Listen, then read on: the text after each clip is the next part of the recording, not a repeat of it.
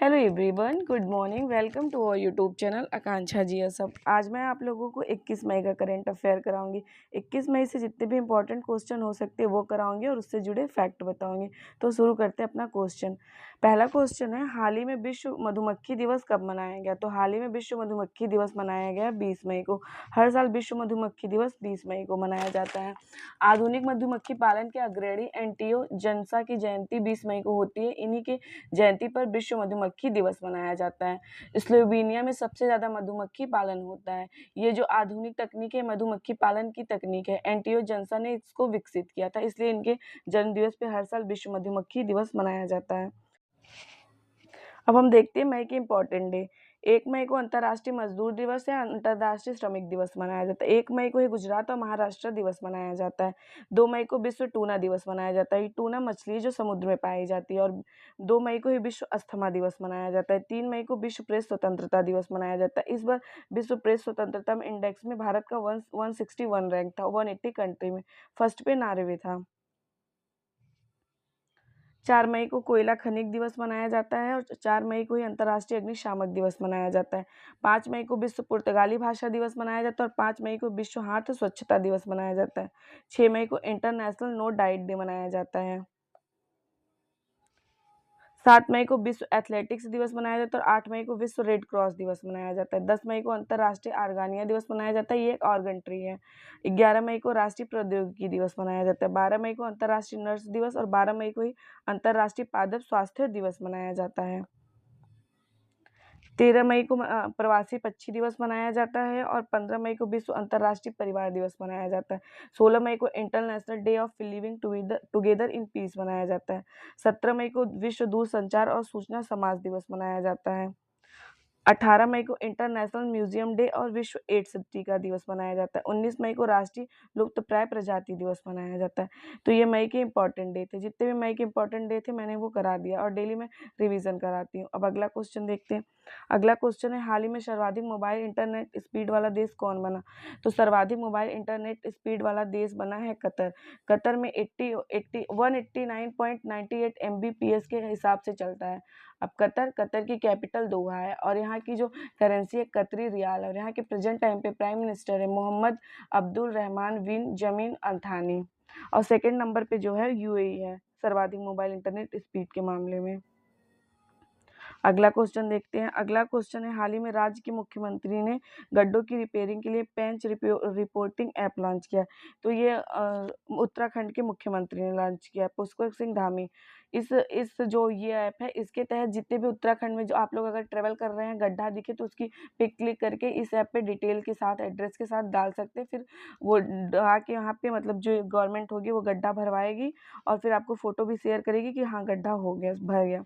अब उत्तराखंड की कैपिटल है देहरादून। यहाँ के चीफ मिनिस्टर है पुष्कर सिंह धामी और यहाँ के गवर्नर है गुरमीत सिंह। अब हम उत्तराखंड के बारे में कुछ डिटेल्स में देखते हैं। उत्तराखंड के मुख्यमंत्री ने राष्ट्रीय होम्योपैथिक सम्मेलन होम्योकॉन 2023 का उद्घाटन किया है हरिद्वार में। उत्तराखंड के तुंगनाथ मंदिर में राष्ट्रीय महत्व का मंदिर घोषित किया। ये तुंगनाथ मंदिर जो है रुद्रप्रयाग में, ये 12,000 फीट और 800 मीटर फीट के ऊपर पे है। उत्तराखंड के मुख्यमंत्री ने skill upgradation and global employment scheme को मंजूरी दी है। उत्तराखंड की पुलिस ने विशेष अभियान ऑपरेशन मर्यादा चलाया है। तो ये उत्तराखंड के बारे में कुछ डिटेल्स में था। अगला क्वेश्चन है, हाल ही में यूएन की रिपोर्ट के अनुसार भारत ने किस देश को 422 करोड़ रुपए के हथियार भेजे हैं? तो भारत ने 422 करोड़ के हथियार भेजे हैं म्यांमार को। म्यांमार को 422 करोड़ रुपए के हथियार भेजे। अब म्यांमार की राजधानी नेपिडो है और यहाँ की करेंसी है वर्मिस कैड और यहाँ के प्रेजेंट टाइम पे प्राइम मिनिस्टर मिन आन लॉन्ग। अगला क्वेश्चन है, हाल ही में किस राज्य के मंत्रिमंडल ने सीएम सीखो और कमाओ योजना को मंजूरी दी है? तो सीएम सीखो और कमाओ योजना को मंजूरी दी है मध्य प्रदेश के मुख्यमंत्री शिवराज सिंह चौहान ने दी है।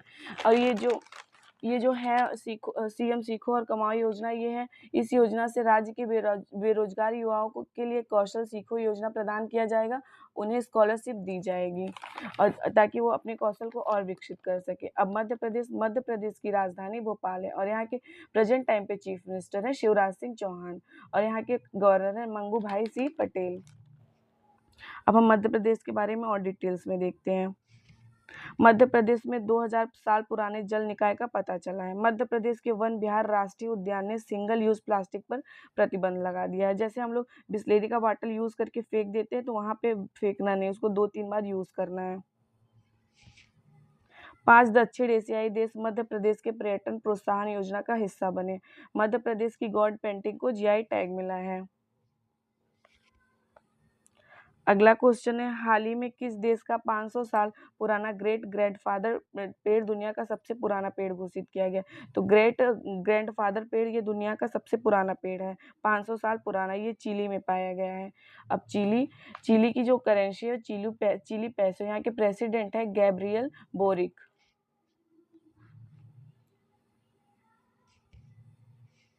अगला क्वेश्चन है, हाल ही में डीएससीएल ने किसे अपना अध्यक्ष नियुक्त किया है? तो डीएससीएल ने अपना अध्यक्ष नियुक्त किया है प्रमोद भसीन को। डीएससीएल ने अपना अध्यक्ष नियुक्त किया है प्रमोद भसीन को। अब हम देखते हैं डीएससीएल है क्या? Data security council of India.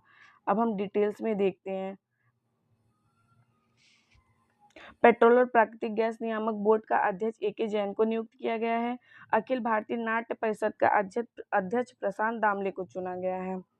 New York police विभाग में सर्वोच्च रैंकिंग वाली दक्षिण एशियाई महिला प्रतिभा भुल्लर बनी है।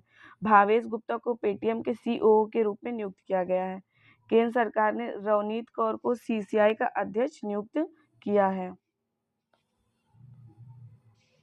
आशुतोष दीक्षित निवाई सेना के उप प्रमुख के रूप में पदभार संभाले हैं। नौसेना के उप प्रमुख के रूप में पदभार संभाले हैं। अगला क्वेश्चन है, हाल ही में किस राज्य सरकार ने महिलाओं के लिए कार्यस्थल को सुरक्षित बनाने के लिए साहस पहल शुरू की है? तो तेलंगाना राज्य सरकार ने महिलाओं के लिए साहस पहल शुरू की है।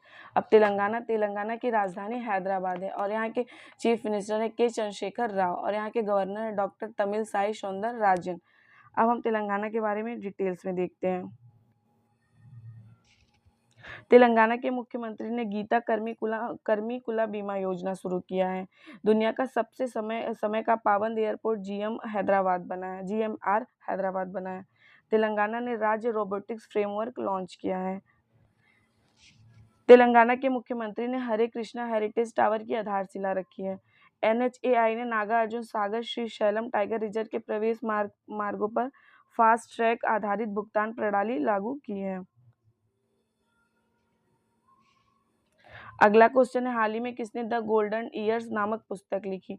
तो द गोल्डन ईयर्स नामक पुस्तक लिखी है रस्किन बॉन्ड ने। रस्किन बॉन्ड की पुस्तक का नाम याद रखिएगा, द गोल्डन ईयर्स नामक पुस्तक लिखी है इन्होंने। अब हम इम्पोर्टेंट बुक्स देख लेते हैं।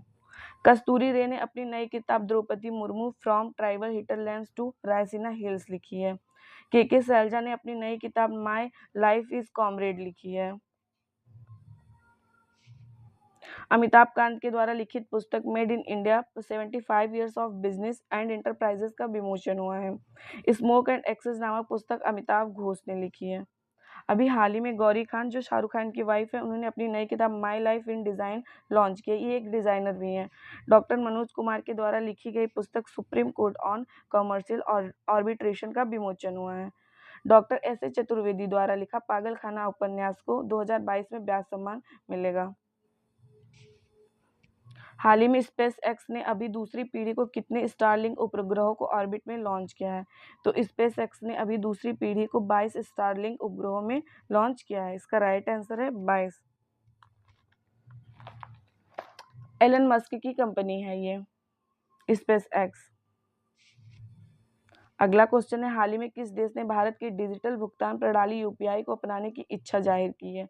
तो डिजिटल भुगतान प्रणाली यूपीआई को अपनाने की इच्छा जाहिर की है जापान ने। अब जापान की जो राजधानी है टोक्यो, करेंसी यहाँ की येन है और यहाँ के प्राइम मिनिस्टर है फूमियो किशिदा। अब हम डिटेल्स में देखते हैं जापान के बारे में। जापान के स्वास्थ्य मंत्रालय ने देश की पहली गर्भपात गोली को मंजूरी दी है। जापान का कॉमर्शियल लूनर लैंडर चांद पर असफल लैंडिंग के बाद गुम हो गया है। भारत और जापान के बीच संयुक्त प्रशिक्षण अभ्यास धर्म गार्जियन शुरू है। भारत और जापान के बीच धर्म गार्जियन अभ्यास होता है। भारत जापान को पीछे छोड़कर वैश्विक स्तर पर तीसरा सबसे बड़ा ऑटोमोबाइल बाजार बन गया है। अब हम अगला क्वेश्चन देखते हैं। अगला क्वेश्चन है, हाल ही में इजराइल और भारत ने किस आईआईटी में जल और प्रौद्योगिकी केंद्र स्थापित करने की भागीदारी की है? तो ये की है आईआईटी मद्रास के साथ। अब हम डिटेल्स में देखते हैं आईआईटी के बारे में। गूगल ने आईआईटी मद्रास एआई अनुसंधान केंद्र में $1 मिलियन का निवेश किया है। आईआईटी मद्रास ने पानी के नीचे संचार के लिए प्रौद्योगिकी विकास करने के लिए डीआरडीओ के साथ साझेदारी की है। आईआईटी कानपुर ने साइबर सुरक्षा कौशल कार्यक्रम का शुभारंभ किया है। आईआईटी गुवाहाटी के वैज्ञानिकों ने टाइम बम लिक्विड मार्बल विकसित किया है। तो ये आईआईटी के बारे में कुछ इंपॉर्टेंट था। अगला क्वेश्चन है, हाल ही में प्रधानमंत्री मोदी ने कहा महात्मा गांधी जी की प्रतिमा का अनावरण किया है? तो महात्मा गांधी जी के प्रतिमा का अनावरण किया है टोक्यो में। अभी G7 समिट में पार्टिसिपेट किए हैं मोदी जी, और वहां पे गए थे हिरोशिमा में, वहां पे इन्होंने महात्मा गांधी जी की प्रतिमा का अनावरण किया था। अब टोक्यो जो है जापान की राजधानी है। अगला क्वेश्चन है, हाल ही में किस राज्य के मुख्यमंत्री ने स्टेट डैशबोर्ड और सीएम डैशबोर्ड लॉन्च किया है? तो उड़ीसा के मुख्यमंत्री जो है नवीन पटनायक ने स्टेट डैशबोर्ड और सीएम डैशबोर्ड लॉन्च किया है। अब उड़ीसा की जो राजधानी है भुवनेश्वर है, और यहाँ के चीफ मिनिस्टर है नवीन पटनायक, और यहाँ के गवर्नर है गणेशी लाल।